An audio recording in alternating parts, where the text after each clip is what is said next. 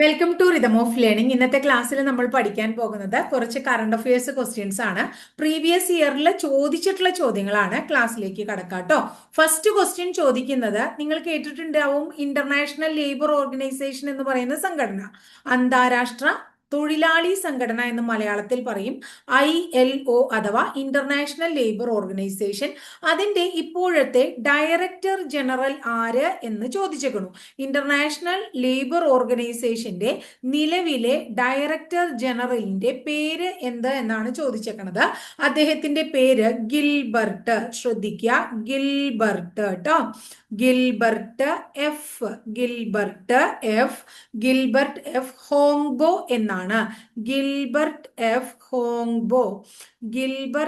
ഹോങ്ബോ എന്നുള്ളതാണ് international labour organisation അഥവാ അന്താരാഷ്ട്ര തൊഴിലാളി സംഘടനയുടെ നിലവിലെ ഡയറക്ടർ ജനറലിന്റെ പേര്. അപ്പൊ ILOന്റെ നിലവിലെ ഡയറക്ടർ ജനറലിന്റെ പേര് എന്തെന്നാ? ഗിൽബർട്ട് എഫ് ഹോങ്ബോ എന്നാണ്. ഇനി അടുത്തത്, ചലച്ചിത്ര മേഖലയിൽ സ്ത്രീകൾ നേരിടുന്ന വിവേചനം അന്വേഷിക്കാനായിട്ട് നിയമിച്ച കമ്മീഷൻ. അപ്പൊ ചലച്ചിത്ര മേഖലകളിൽ, അതായത് സിനിമാ മേഖലയുമായിട്ട് ബന്ധപ്പെട്ട ആര് അനുഭവിക്കുന്നതാണ്? സ്ത്രീകൾ അനുഭവിക്കുന്ന പ്രശ്നങ്ങൾ, നേരിടുന്ന കാര്യങ്ങളെ കുറിച്ച് പഠിക്കാനായിട്ട് നിയമിച്ച കമ്മീഷന്റെ പേരാണ്. ഏതാണ് കമ്മീഷൻ? നമ്മൾ പേപ്പറിലും TV-യിലൊക്കെ ഇഷ്ടംപോലെ കണ്ടിട്ടുള്ളതാണ്. കമ്മീഷന്റെ പേര് ഹേമ കമ്മീഷൻ എന്നാണ്. ചലച്ചിത്ര മേഖലയിൽ സ്ത്രീകൾ നേരിടുന്ന പ്രശ്നങ്ങളെ കുറിച്ച് പഠിക്കാനായിട്ട് അന്വേഷിച്ച കമ്മീഷന്റെ പേര് എന്താണ്? ഹേമ കമ്മീഷൻ എന്നാണ്. അടുത്തത്, ലിംഗ പദവിയുമായിട്ട് ബന്ധപ്പെട്ട, എന്താണ്? ലിംഗ പദവിയുമായി ബന്ധപ്പെട്ട അതിക്രമങ്ങൾക്ക്, ലിംഗപദവിയുമായി ബന്ധപ്പെട്ട അതിക്രമത്തിന് ഇരയാകുന്നവർക്ക്, അതിക്രമത്തിന് ഇരയായിട്ടുള്ള ആൾക്കാർക്ക് വൈദ്യസഹായം. എങ്ങനെയുള്ള വൈദ്യസഹായം? സൗജന്യ വൈദ്യസഹായവും അതുപോലെ തന്നെ സൗജന്യ വൈദ്യസഹായം കൂടാതെ സൗജന്യ കൗൺസിലിംഗും. സൗജന്യ വൈദ്യസഹായം, സൗജന്യ കൗൺസിലിംഗ് ഇത് രണ്ടും നൽകുന്ന കേരള സർക്കാരിന്റെ പദ്ധതിയുടെ പേര് ഭൂമിക എന്നാണ്. എന്താണ്? ഭൂമിക. അപ്പൊ ലിംഗപദവിയുമായി അടുത്ത ചോദ്യമാണ്, ലിംഗപദവിയുമായി ബന്ധപ്പെട്ട അതിക്രമത്തിന് ഇരയാകുന്നവർക്ക് വൈദ്യസഹായവും സൗജന്യ വൈദ്യസഹായവും കൗൺസിലിംഗും നൽകുന്നതിന് വേണ്ടിയിട്ട് കേരള സർക്കാർ ആരംഭിച്ച പദ്ധതിയുടെ പേര് എന്താണ്? ഭൂമിക എന്നാണ്. എന്താണ് പദ്ധതി? ഭൂമിക. ഇനി അടുത്തത്, സ്ത്രീകൾക്കായിട്ടുള്ള പുതിയ നയം. സ്ത്രീകൾക്ക് വേണ്ടിയിട്ട് എന്താണ്? പുതിയ ഒരു പോളിസി അഥവാ നയം. സ്ത്രീകൾക്ക് വേണ്ടിയിട്ടുള്ള പുതിയ ഒരു പോളിസി അഥവാ നയം 2021 ഡ്രാഫ്റ്റ് 2021 ഡ്രാഫ്റ്റ് പുറത്തിറക്കിയത് ഏത് സംസ്ഥാനമാണ്? തമിഴ്നാട്. സ്ത്രീകൾക്കായിട്ടുള്ള പുതിയ നിയമം, അതായത് 2021 ഡ്രാഫ്റ്റ് പുറത്തിറക്കിയ ഇന്ത്യൻ സംസ്ഥാനത്തിന്റെ പേര് എന്താണ്? ഏതാണ് ഇന്ത്യൻ സംസ്ഥാനം? സംസ്ഥാനത്തിന്റെ പേര് തമിഴ്നാടാണ്. അടുത്തത്, നമ്മൾ ILOന്റെ ഡയറക്ടർ ജനറൽ പഠിച്ച പോലെ തന്നെ അടുത്ത ഒരു ക്വസ്റ്റ്യൻ പേപ്പറിൽ ചോദിച്ചേക്കാണ്, ASEAN, association of south east Asian nation. ഈ ASEAന്റെ സെക്രട്ടറി ജനറൽ ആര് എന്ന് ചോദിച്ചിരിക്കുന്നു. ASEAന്റെ സെക്രട്ടറി ജനറൽ ആര് എന്ന് ചോദിക്കുമ്പോൾ ഉത്തരം പറയണം ആരാണ്? Doctor Kao Kim Hourn. ആരാണ് അദ്ദേഹം? Doctor Kao Kim Hourn. അദ്ദേഹമാണ് ASEAN സെക്രട്ടറി ജനറൽ. ASEAന്റെ സെക്രട്ടറി ജനറൽ ആരാണ്? Doctor Kao Kim horn.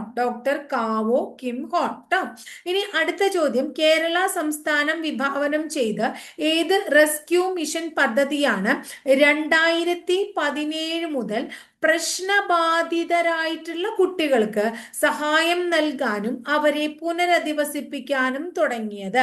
അപ്പോ കേരള സർക്കാർ ഒരു റെസ്ക്യൂ മിഷൻ പദ്ധതി തുടങ്ങി. കേരള സർക്കാരിന്റെ ഒരു റെസ്ക്യൂ മിഷൻ പദ്ധതി. ഈ ഏത് റെസ്ക്യൂ മിഷൻ പദ്ധതി പ്രകാരമാണ് 2017 മുതൽ പ്രശ്നബാധിതരായിട്ടുള്ള കുട്ടികൾക്ക് സഹായം നൽകാനും അവരെ പുനരധിവസിപ്പിക്കാനുമായിട്ട് തുടങ്ങിയത്? റെസ്ക്യൂ മിഷന്റെ പേര് തണൽ എന്നാണ്. എന്താണ് തണൽ? അപ്പൊ ILO director general Gilbert F Houngbo ആണ് ചലച്ചിത്ര മേഖലകളിൽ സ്ത്രീകൾ അനുഭവിക്കുന്ന ബുദ്ധിമുട്ടുകളെ കുറിച്ച് പഠിക്കാനായിട്ട് നിയമിച്ച കമ്മീഷന്റെ പേര് ജസ്റ്റിസ് ഹേമ കമ്മീഷൻ എന്നാണ്. ലിംഗ പദവിയുമായിട്ട് ബന്ധപ്പെട്ട് അതിക്രമങ്ങൾക്ക് ഇരയാകുന്നവർക്ക് സൗജന്യ വൈദ്യസഹായം, കൗൺസിലിംഗ് എന്നിവ നൽകാനുള്ള പദ്ധതിയുടെ പേര് ഭൂമിക എന്നാണ്. സ്ത്രീകൾക്കായിട്ട് ഒരു പോളിസി, അതായത് പുതിയ നയം 2021 ഡ്രാഫ്റ്റ് കൊണ്ടുവന്ന സംസ്ഥാനം Tamil Nadu. ASEAN secretary general doctor Kao Kim Hourn Kerala സംസ്ഥാനം വിഭാവനം ചെയ്ത ഏത് റെസ്ക്യൂ മിഷൻ പദ്ധതിയാണ് 2017 മുതൽ പ്രശ്നബാധിതരായ കുട്ടികൾക്ക് സഹായം നൽകാനും അവരെ പുനരധിവസിപ്പിക്കാനും തുടങ്ങിയത്? പദ്ധതിയുടെ പേര് തണൽ എന്നാണ്. അടുത്ത ചോദ്യം ഇതാണ്. അടുത്ത ചോദ്യം, കേരള ഡിജിറ്റൽ സർവകലാശാലയുടെ കീഴിൽ ഡിജിറ്റൽ സർവീസ് പാർക്ക് സ്ഥാപിക്കുന്നതിനായി കണ്ടെത്തിയത് ഏത് സ്ഥലമാണ്? അപ്പൊ കേരളത്തില് എന്താണ്? കേരളത്തില് ഡിജിറ്റൽ യൂണിവേഴ്സിറ്റി ഉണ്ട്. ആ കേരളത്തിലെ ഡിജിറ്റൽ യൂണിവേഴ്സിറ്റിയുടെ കീഴില്, കേരള സംസ്ഥാന സർക്കാരിന് കീഴിലുള്ള കേരള ഡിജിറ്റൽ യൂണിവേഴ്സിറ്റി, ആ ഡിജിറ്റൽ യൂണിവേഴ്സിറ്റിയുടെ കീഴിൽ ഡിജിറ്റൽ സർവീസ് പാർക്ക് തുടങ്ങുകയാണ്. എന്താണ്? Digital service park. ആ ഡിജിറ്റൽ സർവീസ് പാർക്ക് സ്ഥാപിക്കാൻ എവിടെയാണ് സ്ഥലം കണ്ടെത്തിയത്? തോന്നയ്ക്കലാണ് സ്ഥലം കണ്ടെത്തിയത്. എവിടെയാ കണ്ടെത്തിയത്? തോന്നയ്ക്കൽ. കേരള ഡിജിറ്റൽ സർവകലാശാലയുടെ ആസ്ഥാനം എവിടെയാണ്? തിരുവനന്തപുരമാണ്. കേരളത്തിലെ ഡിജിറ്റൽ സർവകലാശാലയുടെ ആസ്ഥാനം തിരുവനന്തപുരമാണ്. ഡിജിറ്റൽ സർവകലാശാലയുടെ ആസ്ഥാനം തിരുവനന്തപുരമാണ്. ഡിജിറ്റൽ സർവകലാശാല ഇതുമായിട്ട് റിലേറ്റഡ് ആയിട്ടുള്ള സർവീസ് പാർക്ക് ആരംഭിക്കാൻ സ്ഥലം കണ്ടെത്തിയത് എവിടെയാണ്? തോന്നയ്ക്കലാണ്. ഏതാണ്?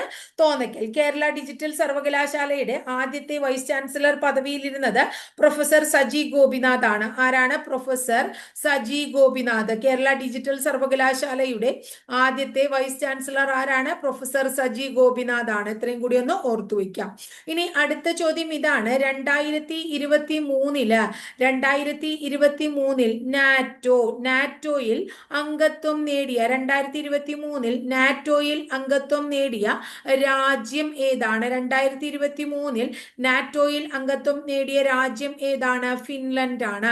2023 നാറ്റോയിൽ അംഗത്വം നേടിയ രാജ്യത്തിന്റെ പേര് ഫിൻലാൻഡ് എന്നാണ്. Kerala digital university digital service park ആരംഭിക്കാൻ സ്ഥലം കണ്ടെത്തിയത് തോന്നയ്ക്കലാണ്. ഡിജിറ്റൽ യൂണിവേഴ്സിറ്റിയുടെ ആസ്ഥാനം തിരുവനന്തപുരമാണ്. ഡിജിറ്റൽ യൂണിവേഴ്സിറ്റിയുടെ ആദ്യത്തെ ചാൻസലർ എന്ന് പറയുന്നത്, വൈസ് ചാൻസലർ എന്ന് പറയുന്നത് പ്രൊഫസർ സജി ഗോപിനാഥ് ആണ്. 2023 നാറ്റോയിൽ അംഗത്വം നേടിയ രാജ്യം ഏതാണ്? ഫിൻലാൻഡ് ആണ്. ഇനി അടുത്തത് ഇന്ത്യൻ ഭരണഘടന. നമ്മൾ ഇന്ത്യൻ ഭരണഘടനയുടെ 370 വകുപ്പിനെ കുറിച്ച് കേട്ടിട്ടുണ്ട്. ഇന്ത്യൻ ഭരണഘടനയുടെ 370 വകുപ്പ് റദ്ദാക്കുകയും ഒരു പുനഃസംഘടനാ നിയമം പാസാക്കുകയും ചെയ്ത ജമ്മു കാശ്മീർ, ലഡാക്ക് എന്നീ 2 കേന്ദ്രഭരണ പ്രദേശങ്ങൾ നിലവിൽ വന്നത് എന്നാണ്? 2019 ഓപ്ഷൻ 2019 ഒക്ടോബർ, 2019 നവംബർ, 2019 ഡിസംബർ, അങ്ങനെയായിരുന്നു ഓപ്ഷൻ കൊടുത്തിരിക്കുന്നത്. 2019 നവംബർ 10 എന്താണ്? 2019 2019 ഓപ്ഷൻ 2019 നവംബർ 10 കേട്ടോ. 2019 നവംബർ 10 2019 നവംബർ 10 എന്ന് ഓർക്കുക. അപ്പൊ എന്തുണ്ടായേ? ഇന്ത്യൻ ഭരണഘടനയുടെ 370 വകുപ്പ് റദ്ദാക്കി, പുനഃസംഘടനാ നിയമം പാസാക്കി, ജമ്മു കാശ്മീർ, ലഡാക്ക് എന്നീ 2 കേന്ദ്രഭരണ പ്രദേശങ്ങൾ പ്രാബല്യത്തിൽ വന്നത് 2019 നവംബർ 10 കേട്ടോ. 2019 നവംബർ 10 ക്ലിയർ ആയില്ലേ? അടുത്ത ചോദ്യം ശ്രദ്ധിക്കുക. അടുത്ത ചോദ്യം, ഒരു ഭൂമി, ഒരു കുടുംബം, ഒരു ഭാവി. എന്താണ്? ഒരു ഭൂമി, ഒരു കുടുംബം. ഒരു ഭൂമി, ഒരു കുടുംബം. അടുത്തത് ഒരു ഭാവി. ഒരു ഭൂമി, ഒരു കുടുംബം, ഒരു ഭാവി എന്ന മുദ്രാവാക്യം എന്തുമായി ബന്ധപ്പെട്ടിരിക്കുന്നു? ഓപ്ഷൻ ഭൗമ ഉച്ചകോടിയാണോ? G7 ഉച്ചകോടിയാണോ? G20 ഉച്ചകോടിയാണോ? WHO ആണോ? എന്താണ്? G20 ഉച്ചകോടി.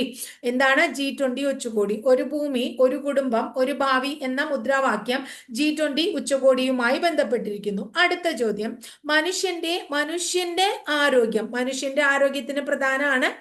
മനുഷ്യന്റെ ആരോഗ്യത്തിനോടൊപ്പം തന്നെ ഇമ്പോർട്ടൻസ് കൊടുത്ത് മൃഗങ്ങളുടെയും, എന്താണ്? മൃഗത്തിന്റെയും അതുപോലെ തന്നെ പരിസ്ഥിതിയുടെയും ആരോഗ്യം നിലനിർത്തുക, പ്രതിരോധം കൈവരിക്കുക എന്ന ലക്ഷ്യത്തോടു കൂടി ആരോഗ്യ വകുപ്പ് ആരാരംഭിച്ചു? ആരംഭിച്ചതാണ്? ആരോഗ്യ വകുപ്പ് ആരംഭിച്ച പദ്ധതിയുടെ പേര് എന്താണ്? വൺ ഹെൽത്ത് എന്നാണ്. എന്താണ് പദ്ധതിയുടെ പേര്? വൺ ഹെൽത്ത് എന്നാണ്. മനുഷ്യന്റെ ആരോഗ്യത്തോടൊപ്പം മൃഗങ്ങളുടെയും പരിസ്ഥിതിയുടെയും ആരോഗ്യം നിലനിർത്തി രോഗപ്രതിരോധം കൈവരിക്കുക എന്ന ലക്ഷ്യത്തോടെ ആരോഗ്യ വകുപ്പ് ആവിഷ്കരിച്ച പദ്ധതിക്ക് വിളിക്കുന്ന പേര് വൺ ഹെൽത്ത് എന്നാണ്. ഒരു ഭൂമി, ഒരു കുടുംബം, ഒരു ഭാവി എന്ന മുദ്രാവാക്യം G20 ഉച്ചകോടിയുമായി ബന്ധപ്പെട്ടിരിക്കുന്നു. ഇന്ത്യൻ ഭരണഘടനയുടെ 370 വകുപ്പ് റദ്ദാക്കുകയും ഒരു പുനഃസംഘടനാ നിയമം പാസാക്കി ജമ്മു കാശ്മീർ, ലഡാക്ക് എന്നീ കേന്ദ്രഭരണ പ്രദേശങ്ങൾ പ്രാബല്യത്തിൽ വരികയും ചെയ്തത് 2019 നവംബർ 10-നാണ്.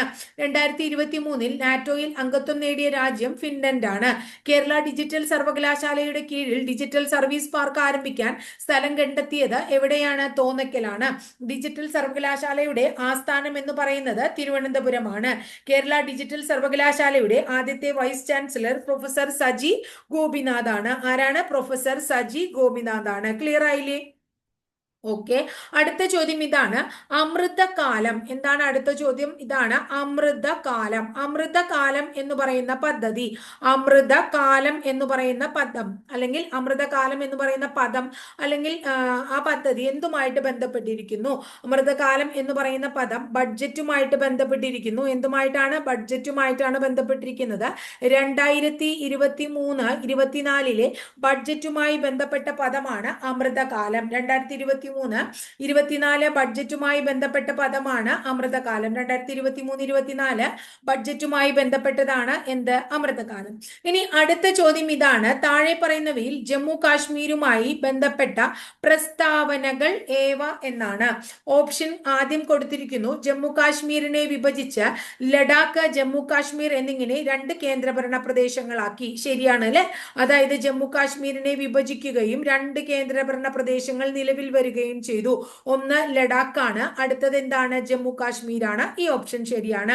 ഭരണഘടനയുടെ വകുപ്പ് 370, വകുപ്പ് 370, വകുപ്പ് 35A എന്നിവ റദ്ദാക്കി. ശരിയാണ്. ഭരണഘടനയുടെ വകുപ്പ് 370 വകുപ്പ് 35A റദ്ദാക്കി. അടുത്ത ഇന്ത്യൻ ഭരണഘടനയുടെ എല്ലാ വ്യവസ്ഥകളും ജമ്മു കാശ്മീരിന് ബാധകമാക്കി. ശരിയാണ്. നമ്മുടെ ഭരണഘടനയുടെ എല്ലാ വ്യവസ്ഥകളും, ഭരണഘടനയുടെ എല്ലാ പ്രത്യേക പദവിയൊക്കെ ഉണ്ടായിരുന്നു, എടുത്തു കളഞ്ഞുല്ലോ. അപ്പൊ എല്ലാ വ്യവസ്ഥകളും ആരംഗീകരിച്ചോളാം? ജമ്മു കാശ്മീർ അംഗീകരിച്ചോളാം. ജമ്മു കാശ്മീർ പുനഃസംഘടനാ നിയമം 2019 നിലവിൽ വന്നു. ശരിയാ. 4 ഓപ്ഷനും ശരിയാണ്. ജമ്മു കാശ്മീരിനെ വിഭജിച്ച് ജമ്മു കാശ്മീർ, ലഡാക്ക് എന്നീ കേന്ദ്രഭരണ പ്രദേശങ്ങൾ വരികയും 370, 35A എന്നീ വകുപ്പുകൾ റദ്ദാക്കുകയും ഇന്ത്യൻ ഭരണഘടനയുടെ എല്ലാ വ്യവസ്ഥകളും ജമ്മു കാശ്മീരിന് ബാധകമാക്കുകയും ജമ്മു കാശ്മീർ പുനഃസംഘടനാ നിയമം 2019 നിലവിൽ വരികയും ചെയ്തു. ഈ 4 ഓപ്ഷൻസും ജമ്മു കാശ്മീരിനെ സംബന്ധിച്ച് ശരിയാണ് എന്ന് മനസ്സിലാക്കാം. അടുത്ത ചോദ്യം എന്താണെങ്കിൽ, സൂര്യനേക്കാൾ ചൂട് കൂടിയ റേഡിയോ നക്ഷത്രങ്ങളുടെ അപൂർവ വിഭാഗത്തിൽപ്പെട്ട 8 നക്ഷത്രങ്ങളെ കണ്ടെത്തിയ പൂനെ ആസ്ഥാനമായ NCRAയിലെ സംഘത്തലവൻ ആരാണ്? അതായത് സൂര്യൻ തന്നെ ഭയങ്കര ചൂടാണ്, നമ്മൾ പഠിക്കേണ്ട സൂര്യന്റെ ചൂട് അല്ലെ. ഓർമ്മയുണ്ടെങ്കിൽ അതൊന്ന് കമന്റ് ബോക്സിൽ രേഖപ്പെടുത്തിക്കോളൂ. സൂര്യനേക്കാൾ ചൂട് കൂടിയ റേഡിയോ നക്ഷത്രങ്ങളുടെ അപൂർവ വിഭാഗത്തിൽപ്പെട്ട 8 നക്ഷത്രങ്ങളെ, എത്ര നക്ഷത്രങ്ങളെ? 8 നക്ഷത്രങ്ങളെ ആര് കണ്ടെത്തി? പൂനെ ആസ്ഥാനമായ ഒരു സംഘടന, എന്താണ്? NCRA അവരാണ് കണ്ടെത്തിയത്. അപ്പൊ NCRAയുടെ തലവൻ ആര് എന്നാണ് ചോദ്യം. ബർണാലി ദാസ് ആണ്. എന്താണ് അദ്ദേഹത്തിന്റെ പേര്? ബർണാലി ദാസ്. അപ്പൊ സൂര്യനേക്കാൾ ചൂട് കൂടിയ റേഡിയോ നക്ഷത്രങ്ങളുടെ അപൂർവ വിഭാഗത്തിൽപ്പെട്ട 8 നക്ഷത്രങ്ങളെ കണ്ടെത്തിയ പൂനെ ആസ്ഥാനമായുള്ള NCRAയുടെ സംഘത്തലവൻ ആരാണ്? ബർണാലി ദാസ് ആണ്. ആരാണ്? ബർണാലി ദാസ് ആണ്. ക്ലിയർ ആയില്ലേ നിങ്ങൾക്ക്? അടുത്ത ചോദ്യം ഇതാണ്. മനുഷ്യനെ ബഹിരാകാശത്ത് എത്തിക്കുന്ന ഇന്ത്യയുടെ ദൗത്യം. എല്ലാവർക്കും അറിയുന്നതാണ്. മനുഷ്യനെ എത്തിക്കുന്നതാണ് നമ്മുടെ ആരുടെ ദൗത്യമാണ്? ഇന്ത്യയുടെ ദൗത്യമാണ്. ദൗത്യത്തിന്റെ പേര് എന്താണ്? ഗഗൻയാൻ എന്നാണ്. മനുഷ്യനെ ബഹിരാകാശത്ത് എത്തിക്കുന്ന ഇന്ത്യയുടെ ബഹിരാകാശ ദൗത്യം ഏതാണ്? ഗഗൻയാൻ ആണ്. അടുത്തത്, സുഡാനിൽ നിന്നും ഇന്ത്യക്കാരെ ഒഴിപ്പിക്കാൻ. ഏത് സ്ഥലത്ത് നിന്നാണ്? സുഡാനിൽ നിന്നും. ആരെ ഒഴിപ്പിക്കാനാണ്? ഇന്ത്യക്കാരെ ഒഴിപ്പിക്കാനാണ്. ആണ്. അതിനുള്ള രക്ഷാദൗത്യം അറിയപ്പെടുന്നത് ഏത് പേരിലാണ്? ഓപ്പറേഷൻ കാവേരി. സുഡാനിൽ നിന്നും ഇന്ത്യക്കാരെ ഒഴിപ്പിക്കാനുള്ള രക്ഷാദൗത്യം അറിയപ്പെടുന്നത് ഓപ്പറേഷൻ കാവേരി എന്ന പേരിലാണ്. അടുത്ത, ഒളിമ്പിക്സിന്റെ ചരിത്രത്തിൽ ആദ്യമായി ജാവലിൻ ത്രോയിൽ, ഒളിമ്പിക്സ് ചരിത്രത്തിൽ ആദ്യമായി ജാവലിൻ ത്രോയിൽ ഇന്ത്യക്ക് സ്വർണ്ണ മെഡൽ നേടിത്തന്ന കായിക താരം ആരാണ്? നീരജ് ചോപ്ര. അപ്പോ അന്ന് അദ്ദേഹം ഒളിമ്പിക്സ് അത്ലറ്റിക്സിൽ സ്വർണം നേടുന്ന ആദ്യ ഇന്ത്യക്കാരൻ 2020 ടോക്കിയോ ഒളിമ്പിക്സിലാണ് അദ്ദേഹം അത് നേടിയത്, നീരജ് ചോപ്ര. അപ്പൊ ഇനി എന്താ ചോദിക്കുക? നീരജ് ചോപ്ര ഏത് കായിക വിഭാഗവുമായിട്ട് ബന്ധപ്പെട്ടിരിക്കുന്നു? ഒന്നുകിൽ അദ്ദേഹത്തിന് ജാവലിൻ ത്രോ എന്ന് ചോദിക്കാം, അല്ലെങ്കിൽ ഇങ്ങനെ ചോദിക്കാം, അത്ലറ്റിക്സ് എന്ന് ചോദിക്കാം. അപ്പൊ രണ്ട് രീതിയിൽ ചോദിച്ചു കഴിഞ്ഞാലും ഉത്തരം ശരിയാണ്. ഒളിമ്പിക്സിന്റെ ചരിത്രത്തിൽ ആദ്യമായി ജാവലിൻ ത്രോയിൽ ഇന്ത്യക്ക് സ്വർണം നേടിയ കായിക താരമാണ് നീരജ് ചോപ്ര. ഒളിമ്പിക്സിൽ അത്ലറ്റിക്സിൽ സ്വർണം നേടുന്ന ആദ്യ ഇന്ത്യക്കാരനാണ് നീരജ് ചോപ്ര. അദ്ദേഹം ടോക്കിയോ ഒളിമ്പിക്സിലാണ് സ്വർണം നേടിയത്, 2020. ഇനി അടുത്ത ചോദ്യം ഇതാണ്: ഇന്ത്യയിൽ ആദ്യമായി ഡിജിറ്റൽ ബഡ്ജറ്റ് അവതരിപ്പിച്ച, ഇന്ത്യയിൽ ആദ്യമായിട്ട് എന്ത് ബഡ്ജറ്റാണ്? ഡിജിറ്റൽ ബഡ്ജറ്റ് അവതരിപ്പിച്ചത് ആരാണ്? ഇന്ത്യയിൽ ആദ്യമായി ഡിജിറ്റൽ ബഡ്ജറ്റ് അവതരിപ്പിച്ചത് ആരാണ് എന്നാണ് ചോദ്യം. ആരാണ്? നിർമ്മല സീതാരാമനാണ്. ആരാണ് ഇന്ത്യയിൽ ആദ്യമായി ഡിജിറ്റൽ ബഡ്ജറ്റ് അവതരിപ്പിച്ച ധനകാര്യമന്ത്രി? നിർമ്മല സീതാരാമനാണ്. ആരാണ്? നിർമ്മല സീതാരാമൻ. ഇനി അടുത്ത ചോദ്യം എന്താണ്? കൃഷി വകുപ്പിന്റെ നേതൃത്വത്തിൽ കാലാവസ്ഥ അനുരൂപ കൃഷി മാതൃകാ പദ്ധതി ആരംഭിച്ചത് എവിടെയാണ്? ഏത് പ്രദേശത്തെയാണ്? അതായത് അഗ്രികൾച്ചറൽ ഡിപ്പാർട്ട്മെന്റിന്റെ നേതൃത്വത്തിൽ കാലാവസ്ഥ, എന്താണ്? കാലാവസ്ഥ അനുരൂപ കൃഷി മാതൃകാ പദ്ധതി ആര് ആരംഭിച്ചു? എവിടെ ആരംഭിച്ചേ? മൺട്രോ തുരുത്തിലാണ് ആരംഭിച്ചത്. എവിടെ ആരംഭിച്ചേ? മൺട്രോ തുരുത്ത്. എവിടെയാ മൺട്രോ തുരുത്ത്? മൺട്രോ തുരുത്ത് കൊല്ലത്താണ്. എവിടെയാണ് ആരംഭിച്ചത്? മൺട്രോ തുരുത്തലാണ് ആരംഭിച്ചത്. മൺട്രോ തുരുത്ത് എവിടെയാണ്? മൺട്രോ തുരുത്ത് കൊല്ലത്താണ്. അടുത്ത ചോദ്യം, കേരള സാഹിത്യ അക്കാദമി അവാർഡ് നേടിയ സമ്പർക്ക ക്രാന്തി, എന്താണ് കൃതിയുടെ പേര്? സമ്പർക്ക ക്രാന്തി അതൊരു നോവലാണ്. ആ നോവൽ രചിച്ചത് ആര് എന്നാണ് ചോദ്യം. വി ഷിനിലാൽ ആണ്. ആരാണ്? വി ഷിനിലാൽ. അപ്പൊ സമ്പർക്ക ക്രാന്തി കേരള സാഹിത്യ അക്കാദമി അവാർഡ് നേടിയതാണ്. അതൊരു നോവലാണ്, രചിച്ചത് വി ഷിനിലാൽ ആണ്. അഗ്രികൾച്ചറൽ ഡിപ്പാർട്ട്മെന്റിന്റെ കീഴിൽ അല്ലെ എന്താണ് കാലാവസ്ഥ അനുരൂപ കൃഷി മാതൃകാ പദ്ധതി ആരംഭിച്ചത് കൊല്ലം ജില്ലയിലെ മൺട്രോ തുരുത്തിലാണ്. ഡിജിറ്റൽ ബഡ്ജറ്റ് ആദ്യം ആരാണ്? നിർമ്മല സീതാരാമനാണ്. അപ്പൊ ഇത്രയാണ് ഇന്നത്തെ ക്ലാസ്സിൽ നമുക്ക് പഠിക്കാനുള്ളത്. കാര്യങ്ങൾ ഭംഗിയായിട്ട് പഠിച്ചു വെക്കുക. ഇനി നമുക്ക് അധികം സമയമില്ലാന്ന് നമുക്ക് എല്ലാവർക്കും അറിയാം. അതിന്റെ ഗൗരവത്തോടുകൂടി നിങ്ങൾ പഠിച്ച് മുന്നോട്ട് പോവാട്ടോ.